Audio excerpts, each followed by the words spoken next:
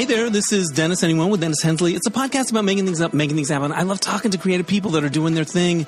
I think art and creativity make the tough times bearable, make life worth living. Where would we be without the stuff that we love to take us away from the craziness? And so today my guests are part of a play. There's a wonderful play that just opened in LA recently called Foursome.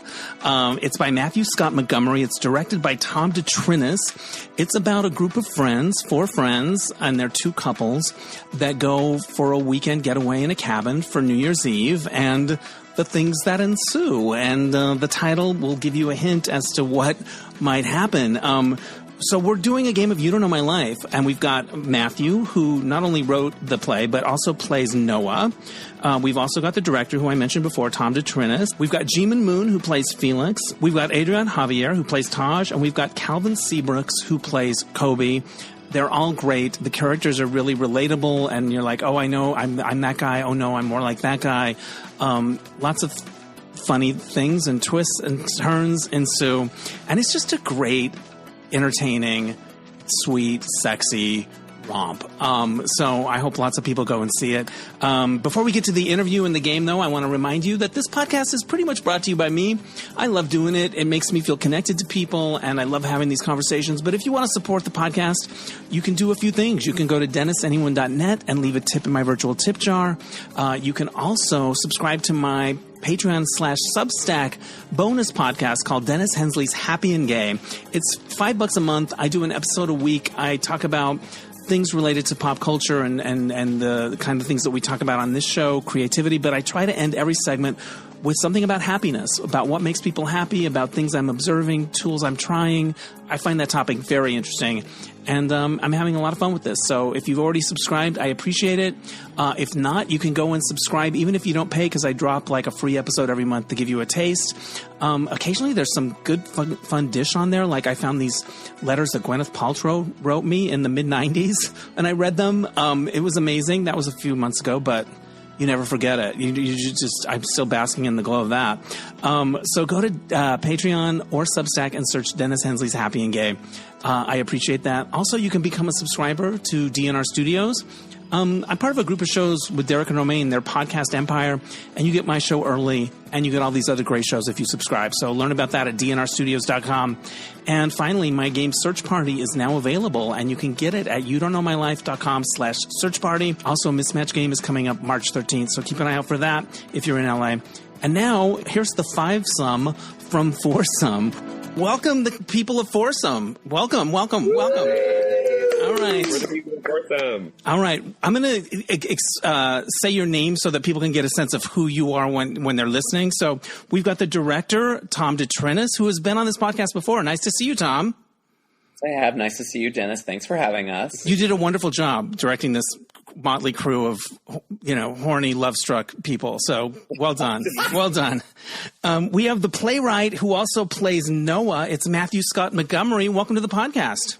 Hi, thanks for having me, Dennis. All right. And we've also got the character is Taj, played by Adrián Javier. Am I even close to getting that right? Yeah, you're very close. All right. There it is. Who I saw you in another play at that same theater not long ago called something about Esther Perel, Ruin My Life, Ruin My Relationship. Esther Perel did ruin my life, yeah. I love it. So it's fun to see you in a totally different character.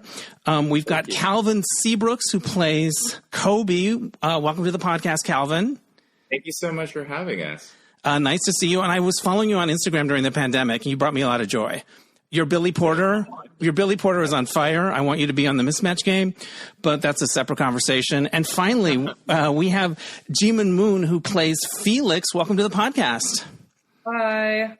Before we play the game, I want to just dive into this a little bit, this show. Matthew, you wrote it. Where did the germ of the idea come from? What was the spark? Well, I'm an actor and I wasn't working, and so I wanted to have a job. So okay. I wrote it. Right on. And I wanted to play a gay person in love with other gay people. There it is. It's that simple. Yes. It's that simple. Can I tell you guys that the first moment I got wistful and like moment, I go away to Palm Springs every few years with the same group of guys, and it is such a special thing It is like my happy place. We get the same house. We do the same shit. We putter around. It's not like every day is packed. But it is so. And so the moment when early on in the show where you're like, let's take a picture and we're here. Like that moment was like, for me. So, yeah, Matthew, have you had experiences where you've gone away with friends like this? Is it a regular thing you do? I mean, absolutely. I mean, this here in the show for Foursome, this is cabin 94 that we're currently in. Right. And, it's a cabin in Big Bear. I've definitely done boys' trips to Big Bear before, done Palm Springs before, done 29 Palms, done Joshua Tree, done that thing. It's a huge part of the queer experience, I think, is getting away. And, that's a lot of the idea of the show is like us having a good time. And when you come to the show, you're invited to cabin 94 and you're basically on a trip with us, a gay ass trip with us. But yeah, and there's like, as you mentioned in the show, there's references to a Palm Springs trip. So yeah, there's a lot of different parts of the show that are inspired by reality. I love gay getaways. I love them.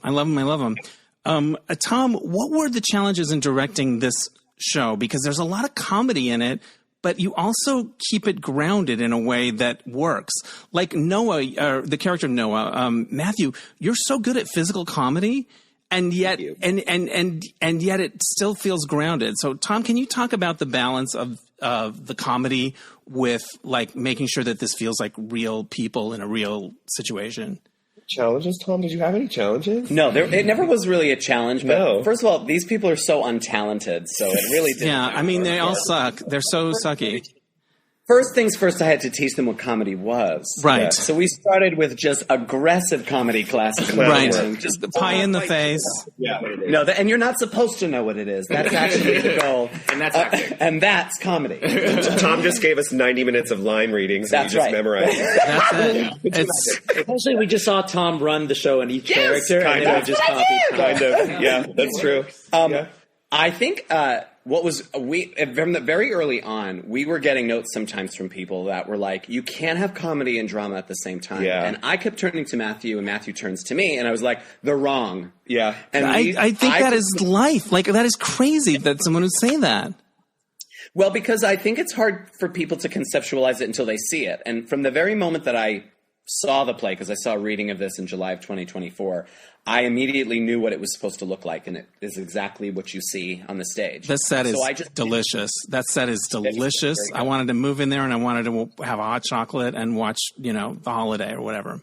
Let me tell you something. Tom is my wildest dream director, and like I like when he came to the reading, I don't even know why, but I didn't ask you to direct it because I was like, oh, Tom, I don't know what I was thinking. I don't know what you were thinking. I was thinking it was like, oh, Tom's too busy, or like. But I attached myself. You did. I was like, this is mine. And then when you were attached, I was like, well, yeah. I was like, you're my wildest dream. But I don't know why I thought that like wasn't a possibility. I have no idea. But I think it was just a matter of like, I let everyone be as crazy as they wanted to be. And then I was just like, take it back 5%. Take it back 10%. Yeah. I think that's how I did it, right? Yeah. Wouldn't you say? Yeah. So I don't know. I just knew in my instinctual heart what I wanted it to look and sound like, and I just kind of went from there. I didn't really have like a prescriptive, I do it like this, or this is the way I wanted it to be more grounded. Also, these actors all talk the same that I do, so I could look at them sometimes and just be like, this, and they were like, yeah, and they knew what I meant, which is wild that they understood my half sentences sometimes. Yes.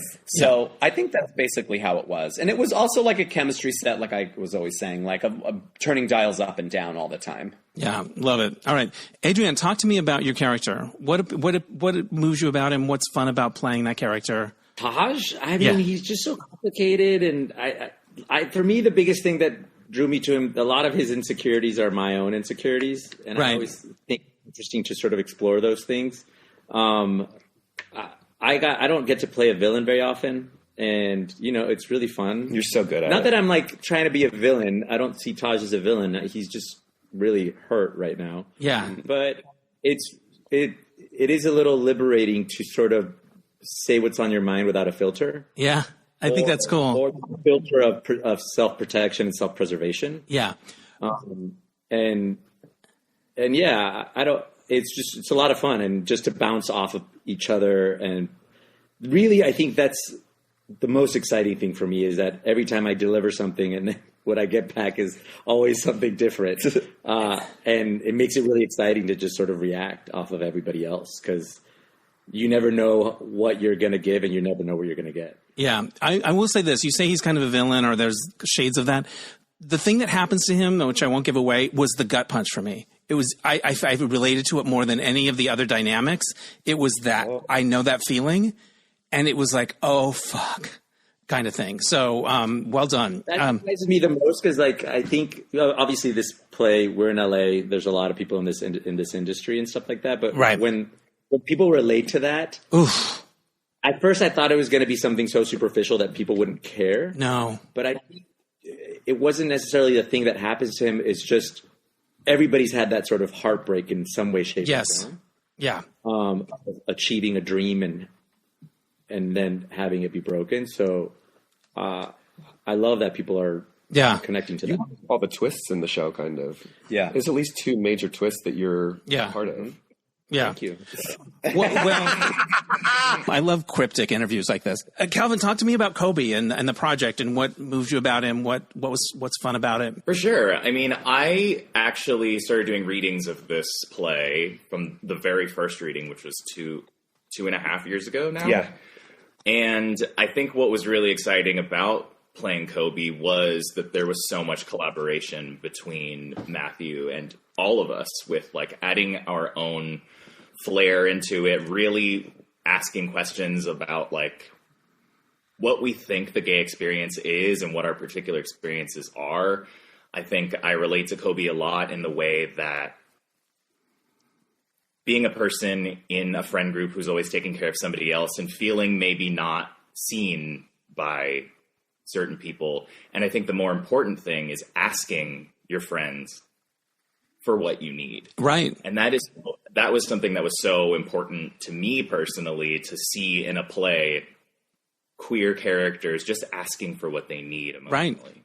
Right. And having his feelings expressed in this, particularly in the second half, because you know that there's a lot simmering as he's serving hors d'oeuvres and all that stuff. And I'm glad that where that went and how you depicted it was wonderful. Jimin. There's a person who came up to me. No, not yet, Jimin. There's a person who came up to me after the show last night who was like, I'm a Kobe. I'm such a Kobe. Yes. I felt so seen by that scene with you two at the end. Yeah. And it's been interesting to see like different people come up to you after the show and be like, I'm like, you related to some of the Taj stuff. Like I had people come up, they were like, I'm such a Noah. And last night was a Kobe audience. There were people that were really felt seen by Kobe. Yeah. Okay, Jimin, take it away. Well, Jimin, of this Fivesome here on the couch, you're the one that wasn't on my radar at all. I've seen other people in other things. I saw Yellow back in the day, Matthew. You were in Del Shore. Oh my God. It's so good. You were so good. Anyway. Thank you.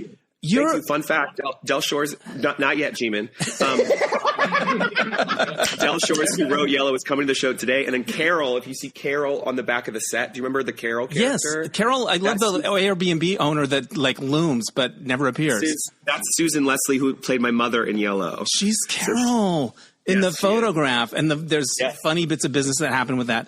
Jimin, Jimin, take it away. Jimin, you weren't on my radar before I saw you. You're a gem. You're so winning and wonderful and special. So what appealed to you about this character and this play, this project? Thank you so much. I found out about it about a year ago. They were planning a reading of it. I live in New York, and they were planning a reading of it in New York through a friend of a friend. I got connected to Matthew and got sent the script. And I was just immediately thrilled by the idea of playing a non-binary character where, like, that's actually, like, the least relevant part of it. And like, as a non-binary person, I think it's so difficult to find representation in that space that feels authentic to me. Yeah. And feels like it's actually like written by someone who's like actually met a non-binary person in their life. And so it just like, it was so thrilling to like get to do a show where it's just like, okay, be yourself, use your lived experience, wear your Demi Lovato merch. Yes. I mean, so we're going to play a game, you guys. I prepared some questions based on your play that I thought would resonate. So here is the first one. Let me bring it up. Okay, this is inspired by your play Foursome. The question is this. You're writing an article called A Weekend Getaway I'll Never Forget, based on an experience from your life. What happens in it? So everyone just type in an answer like you were sending a text, and there are no wrong answers. So whatever brings up for you is valid. You could tell a little story. A Weekend Getaway I'll Never Forget. And I'm going to cut this part out because I have to submit an answer as well. You don't know my life. We are all in. Okay, now we're going to present the answers, and then I'll explain how the guessing works. You're writing an article called A Weekend Getaway I'll Never Forget based on experience from your life. What happens in it? Here's the first answer. I went away to this random mountain town off the 5 and had some assistance by way of a special substance and discovered I wanted to pop a big question in my life. That sounds a lot like your play a little bit. So that's the answer. There's a pound sign and a little horizontal block. We call that the hashtag. We just come up with a cute little headline to help us refer to the answer and label it. How about special substance? Next answer. 30th birthday road trip to Big Bear. I projectile vomit on the way up the mountain, hungover from the previous night. Then spent the weekend in a hot tub surrounded by snow. I'm a Noah. Wow, this also sounds like, how about Dirty 30? If you have any ideas for these. That's fun. I like Dirty 30. That's a fun one. You know what? We're going to spell it the Christina way. Fuck yeah. Oh, good for you. If you're too young to know that, I'm just going to hang it up. Never mind. Chain smoking. A Weekend Getaway. All right. What happens in it? Chain smoking. All right. How about Where There's Smoke? Yeah, I like that. Okay. All right. I stowed away on a cruise ship to be with a Welsh dancer named Simon I was, quote, dating. Wait, what? Oh, I'm shit. obsessed with this. All right. Simon says. How about Cruise Control? Cruise Control is very fun. All right. Do we like that? All right. Next up. It's me, AJ. I went to Big Bear and did drugs. Classic me, Tom DeTrinis. Anyway, I got a show to do because I'm non-binary. XO Calvin. Somebody's trying to fuck with us. This is such a work of art that I have to read it again. I have to read it again because it is so hits every box. It's me, AJ, exclamation point. I went to Big Bear and did drugs. Classic me, Tom DeTrinis. Anyway, I got a show to do because I'm non-binary. XO Calvin. All right. How about? Oh, I did. Sorry. How about Identity Crisis? All right. Boom. Next up. All right. I went to a gorgeous house in the forest in Northern California. The area was full of natural hot springs, and I got to do my favorite relaxing activity, never ever leaving the house and watching Frasier by myself. Frasier? My parents coded. Oh my God. Let's see. How about Frasier in the forest? Okay. So we got our answers. We got our hashtags. Now the guessing is going to start.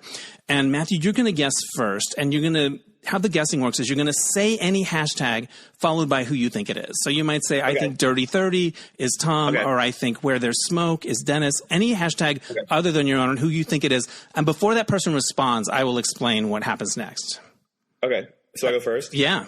Who do you think? Hashtag Where There's Smoke is Jimin. You think Where There's Smoke is Jimin. So Jimin, if that is you, you say yes. If it is not you, you say you don't know my life with as much sass as you feel like. So Jimin, are you Where There's Smoke? Yeah. That's you. Okay, so when something's revealed, you'll notice that turns a different shade of gray. You'll notice that Jimin's name is faded in the board. And if we have a little follow-up chat afterwards. So chain smoking, is that a specific weekend adventure or pretty much any weekend adventure? Okay, so I thought it was like giving, like, what would you do on a weekend getaway? Right.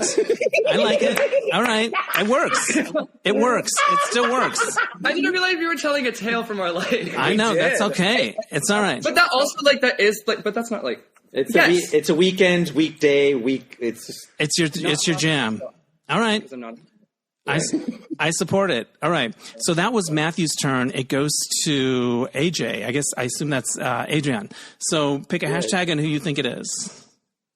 I'll go with Identity Crisis is MSN Matthew. Yeah. Matthew, are you doing a bit? Yeah, of course. And you're killing it. You nailed it. Right. You know my life. All right. I like it. First of all, you nailed that. You went all the way there. All right. Tom, we're going to go to you for the next guess. Pick a hashtag and who you think it is. Let's do Frasier in the forest. And I don't know why, but I feel like, is that Kelvin? Kelvin, are you Frasier in the forest? Period. Wait, oh my God, you do. I love Frasier. That's so funny. I did a pilot with Kelsey Grammer once. That was the craziest thing ever. Oh my God, that is crazy. Wow. How was he? Was he cool? Was he cool? No comment. He's very contained. Yeah. So. All right. but he has a process. He's a process. Yeah, exactly. So you went to this place in Northern California, but it sounds really gorgeous. How long ago was this? Was this recent? This is a couple of years ago. I mean, I love a natural hot spring. Yeah. It was amazing, but also I love it when people leave me alone and I just get to be in a cabin and watch my shows. And it was it just you? No. Okay. I was with a whole group of people. Right. The thing about me, if I'm ever in a gay, like a gay vacation, I need my own room because I need at least 4 hours a day to watch Frasier. All right. I support it. And have no one speak a word to me. All right. I like it. All right. And it goes to Jimin, your guess. You've got 3 left, and it's the bold names that are left, AJ, Tom, and me. I think Cruise Control is Tom. Tom, are you Cruise Control? You don't know my life. There was a lot of rage in that. I liked it. All right. Calvin, it is your guess. Pick a hashtag. I think Dirty 30 is Tom. Tom, are you Dirty 30? Don't know my life. Oh! Yeah, Shit. This is a little bit news for you. Okay, so Tom, by process, I think you're Special Substance, Tom. You bet I am. Yes. Okay, so break it down. What happened? I told that story to you all already. You did. Which is why I thought you wouldn't do it again. That's right. No, because I couldn't think of anything else. It's all good. It's all good. Like, You had a lovely paragraph. I did keep it very prose was vague. beautiful. The prose Thank was you. Yeah. Thank you. So when was this? That was in 2020. Yeah. And the town that we went to was actually the story. You go up on the 5 and you take this random road, and it's the only road into this little mountain town, and it's like very methy, more methy than Big Bear. Oh, and it's very strange. And there's these crazy cabins, and it's like you go down these roads, and you're like, where the fuck am I? You're like in this valley in between all of the Grapevine Mountains. Oh, beautiful. It was weird. So we just were like, let's go there because it was like $100 a night. It was the cheapest place ever. So we were like, okay, sure. Yeah, why not? Wild. What was the question that you popped? You wanted to pop a big question? I asked my husband. I knew I had to ask my husband to marry me. That was the question. He knew he had to. Yeah, I knew it was time. And you did it when you were up there? I did it actually 3 months later. Okay. But you ruminated on it. I discovered that the question was inside of my soul. There it is. Okay. All right. I like it. Okay, it's back to you, Matthew. You've got 2 left. One is mine and one is AJ's. I spend the weekend in a hot tub surrounded by, what's the rest of that? Snow. I'm a Noah. I'm going to say the Simon Cruise Control dating one is Adrián. Adrián, are you Simon? You don't know me. Oh, wow. All right. Wow. We're gonna skip Adrián because he's one of the 2 left, and we're gonna see if Tom can get this right. Well, I guess, Dennis, you're Cruise Control? I'm Cruise Control, yeah. Wow. I know. Messy. You need to explain how you stowed away on a cruise. Well, I used to work for Princess Cruises. This is back in the late 80s and early 90s. I was a dancer and one of those guys. And it was a dream, and it was everything you want it to be. Anyway, I started a relationship with one of the dancers that was taking over for my team. So we overlapped by like 10 days. So we had this, hot and heavy romance, and it was all happening. And so I got off the ship in Vancouver, but I could stow away to Victoria for like 1, and we could get two more nights together or something like that. So but I had to hide out in his cabin the whole time. And because we had like crew passes, it was before everything was electronic. You could kind of get away with it because I worked for the company, right? So I stowed away in his cabin, and they would just like bring me food and and it was very romantic, and probably I could have lost my job. And but you do those things, and then never left the cabin at all. That tiny little cabin. I don't think I did, but it was maybe like a day or 2. Like it was just you have a book, and then you're yeah. I was into that guy, and but it was not to be. It was not to be, because let's just say he stowed away with a lot of folks. Which is fine. All right. Yeah, live your life. Live your life. No one gets a point for guessing this, but Adrián, tell us about the 30th birthday and the projectile vomit. It was my 30th birthday, and they threw me a party the night before, and then the next day we drove up to Big Bear, and we were up the mountain. There was no sighting on, like, you couldn't go other way. I put the window down, half my body out the window as we continued to drive. I projectile vomited because I get car sick. Yes. And you could see the car behind just start slowly further away from us. And then once we got to the cabin, this was me the whole weekend. Stop. I was like basically just in the. I was just like show Dennis after you show Jimin. Yeah, it's in a hot tub, and those were the cups that we found. Nice. I love it. All right. So that's how the game works. We're going to try to squeeze in another question. So here it is. It's your show has a lot of kissing, and it also mentions at least one rom-com, The Holiday, which I've never seen. Can you believe it? So here's the question. What kiss from your life felt like something out of a movie? And it could be any kind of movie. It could be a gross-out comedy. It could be a horror movie. But it just felt like, this is like a movie moment. You don't know my life. We're all in. What kiss from your life felt like something out of a movie? First answer. My first kiss was in a haunted house. It was 5th grade. That's very fun. Oh, wow. Let's see. How about Spooky Smooch? Yeah, there you go. That sounds cute. It's not even dirty or ironic. It's just cute. I was in love, all caps, with a coworker of mine for months, and we finally got drunk one night at a party and kissed. He kissed like he had a beak, all caps. His lips were so tense, so I guess the movie was a nature documentary. I have been there. How about Beak Me Mucho instead of Besame Mucho? I don't know. I just saw Charo a couple weeks ago. She sang that song. Anyway, danced to it on a cruise ship, but that's neither here nor there. Okay, here's your next one. When I was in 3rd grade, I had my first 2 kisses, one with a boy and a girl. Boy equals running across the football field at PE. Girl equals we were hanging upside down on the jungle gym after school. Oh, that's very romance. I know. And it's also a little Spider-Man upside down kissing. How about Switch Hitter? Right? Switch Hitter. You like it? There you go. Okay. Love it. It's adorable. I've never kissed. Drew Barrymore movie. Never been kissed. Never been kissed. That is yes. good. All right. Next up. The first boy I kissed had a small mouth and it was just all teeth. And I don't understand what the fuck to do. Messica Simpson. Messica Simpson. Fuck. I know. Let's see. How about Too Toothy? Too Toothy. That's right. Too Toothy to be true. Like that. Okay. Finally, I kissed a go-go. Wait, what? I kissed a dancer/go-go boy on a bridge in Puerto Vallarta, and it was magical. Oh, that's very nice. Okay, so like one good story, and everyone else is a little bit sad. Yeah. How about take it to the bridge? Okay. All right, we got our answers. We got our hashtags. AJ, we skipped you last time, so we're going to let you guess, and then we'll go from you to Jimin. Sure. I'm going to try Beak Me Mucho. I'm going to say Calvin. Calvin, are you Beak Me Mucho? So how does one kiss like one has a beak? What is... it's when your lips are like, you make your lips hard. Yep. Why? Like, I don't know how to explain it. Like, you make your lips as hard. Exactly. And it feels like you're kissing a beak. Yeah. Yes. Yeah. Oh, exactly. Was that the end of the crush? Was that it?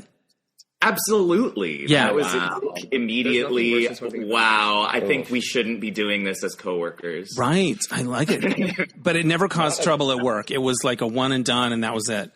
But, at least you knew. At least you found out. So let's go to Jimin. Your guess. I mean, maybe it's a little bit too on the nose, but I feel like Haunted House has to be Matthew. Matthew, are you Haunted House? You don't know my life. Well delivered. Calvin, it is your guess. Okay, I'll take the easy one. Never been kissed. Jimin Moon. Jimin Moon, is that you? Yes, never been kissed. Explain yourself. Well, you're gonna have your first kiss in about an hour. An hour. Yeah. I'm so sorry. I couldn't think of anything, and I said that. That's okay. It's all good. It's all good.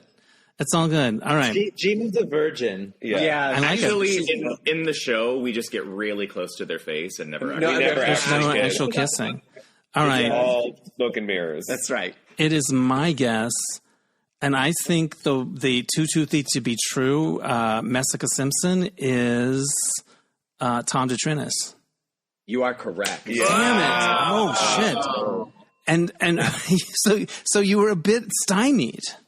Well, I'll tell you, it's similar to that. Yeah. We have a very similar story. Ew. But I kept hooking up with him after that. Because it was seventh grade. That's where the She Messica don't love comes in. herself. You know.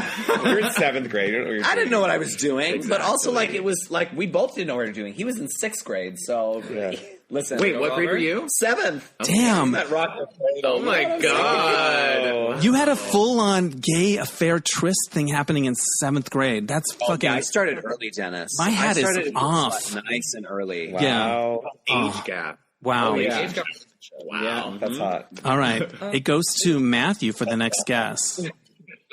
Okay, so let's see. I don't know you super well, Dennis, but I can see you kissing a dancer go-go boy on a bridge in Puerto Vallarta, and it was magical. So I'm going to say you took it to the bridge. I took it to the bridge, you guys, and it was really good. Right. I know. That last answer gave us a little portal into your life. Right? true. Yes. Like travel, That is adventure. Yeah. I was like my friend and I went to do like a week in Puerto Vallarta, and it was such a contrast because he was like hooking up and like grinding and happy ending massage and all this stuff, and I went to the show and I liked this dancer, and I was kind of was watching him, and then on the last night he was like walking by this restaurant. And I said, "Hey, because we talked at the club, and he was like in the review, so he did some go-going, but he was also like he could do a double pirouette. Let's put it that way. So I was like, "Do you want to join us for dinner?" And he sat down at dinner, and then we walked along the beach, and then we got to the bridge, and it was the last night, and the moon was shining, and also it was like one of those guys where you're like, he's not going to be into me. Like, I'm older than him, and like he's a beautiful dancer, and blah blah. And it happened, and we stayed in touch. And I visited him in Mexico City. We've transitioned to friends, but it was wonderful. The moonlight, come on, the bridge, because you're walking along, and you're like, I could kiss him now, but look, there's a bridge. Hold off to the bridge, because someday you're going to be telling people this in a game. All right. Yeah. We're going to skip to Tom and keep it interesting. So you've got the final two. Well, then I know that Matthew is switch hitter. Matthew, are you switch hitter? I am, yes. Break it down. So it was right in a row. Yeah, I had like a little boyfriend in 3rd grade that we would like make out and do all sorts of stuff. Fuck. Yeah. We started so early. We did, but there's also a girl I was seeing. Her name was Mandy Carver. Nice. Okay. What's her address? We're doxing her. Spilling her tea. It's just such a great name, right? Like, yeah. The guy's name is really great too. I don't know if I should say it as well, but she and I were both hanging out. I mean, like, Boy and I would kiss a lot, and that was just the first kiss. But like, Mandy and I, we were both hanging upside down. It was a thunderstorm was coming. Her brother was at soccer practice. I was like hanging out after school, and we just like were hanging upside down, looking at each other, speaking, and then kissed, and then just like kept talking, and then never spoke of it. And I don't know, it was kind of cinematic and cute. It's very cinematic. But you and the boy, when you would kiss, you would have to be in secret, right? So what we would do was I kissed him when we were playing Capture the Flag, and then Capture the Flag, and then he pulled me aside. And he was like. This is a much longer story for a totally different podcast, I feel like. But he was like, we can't do that in public anymore. So what we would do is he had to take 2 fingers, and one finger was hugging, one finger was kissing, and he would touch it to my chest. And so in public, when he would see me, we would touch each other's chest with our fingers. So we were hugging and kissing in public, but no one knew that we were. That is very cute. Yeah, we did that for a whole year.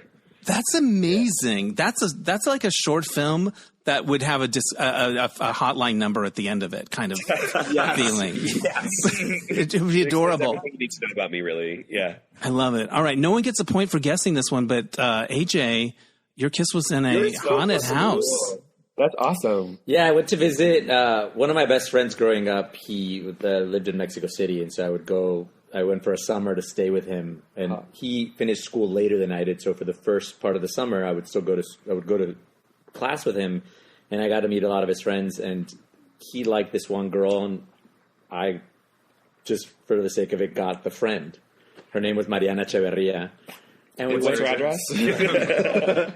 And we went to this theme park called Reino Ventura, which is now Six Flags. And Right. it was Haunted House La Llorona. Do you know La Llorona? Yes. Wait, So it's that's a so haunted fun. house of La Oh my Llorona, God. and you just sit in a car and being like, we're gonna go and we're gonna do this and we're gonna kiss him.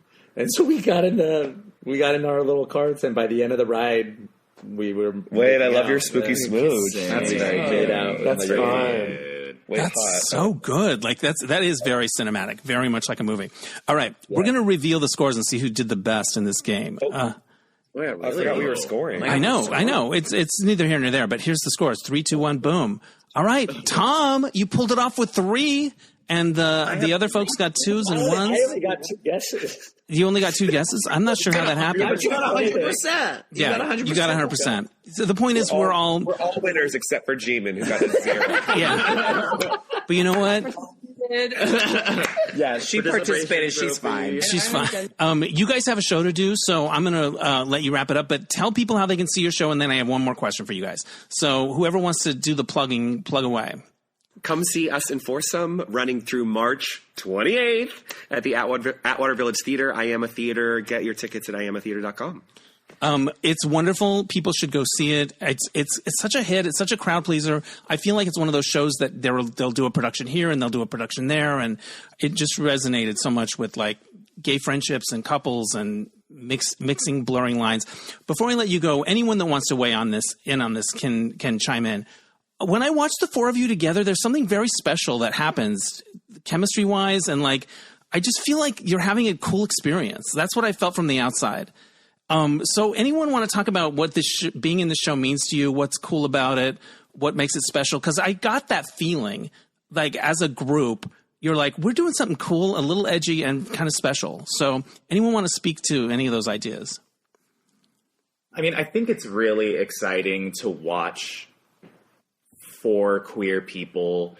It really is how real life feels when you're in a queer group of people. Your relationships change. They evolve.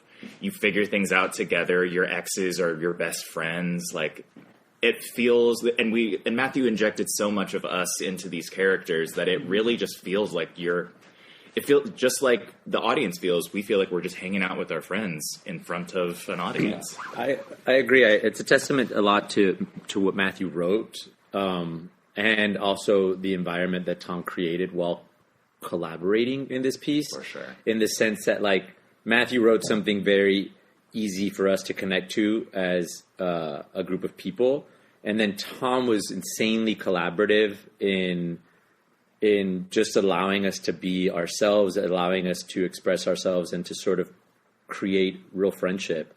I think a huge part of any great play is really essentially casting, in the sense that like you have to cast vibe and good like connection and like sort of gauge different things, and I think they did a really great job with that, and yeah, I think it's just really a testament to Tom and Matthew. Period. Love it. There's a part in the show like 20 minutes in where Adrián and I had this conversation maybe last week at some point where we were like, oh, this is like low key our favorite part of the show because it's just the 4 of us chatting on stage, having fun. I mean, obviously there's like a lot of roller coaster stuff that happens in the show where there's like really heightened moments and really dropped in kind of stuff and like wild extremes. But like about 20 minutes into the show, once we like get into the pocket of what we're doing, it's just, you forget you're in a show. And I feel like the audience forgets they're not part of the cabin as well, because it's just, you're just locked in with this people having a real conversation, having a damn good time.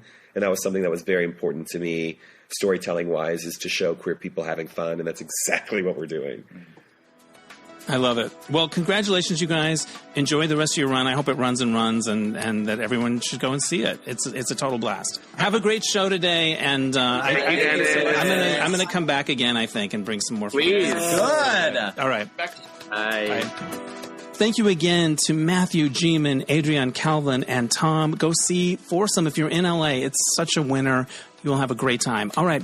So this happened. I went to a screening of Xanadu. I know it's about the 20th one I've gone to this semester.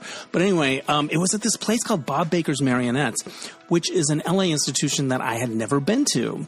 So it used to be like on the way downtown, but then it moved, maybe during the pandemic. But it's in Highland Park, this really cute street called York Street with all these cool eateries. And there was a soft serve place that looked amazing, that did like cakey soft serve. Like they were closed before I could get it. But anyway, it looks delicious. But Bob Baker's Marionettes is like, it's like walking into the Muppet Show set with the big red curtains and all of that, but it's very like, you feel like it's been there forever. So maybe it was something else before it was this.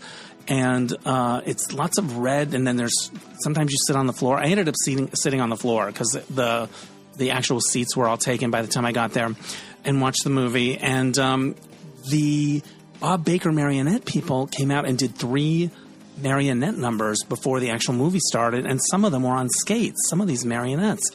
And it was just cool to watch them do their thing. It was kind of just delightful. I felt like a kid again. And so I definitely slept on that, Bob Baker's, and I'm not going to sleep on it anymore. I'm going to go there again and definitely keep an eye out for things that are happening there, because it's fun as hell, and that street is adorable.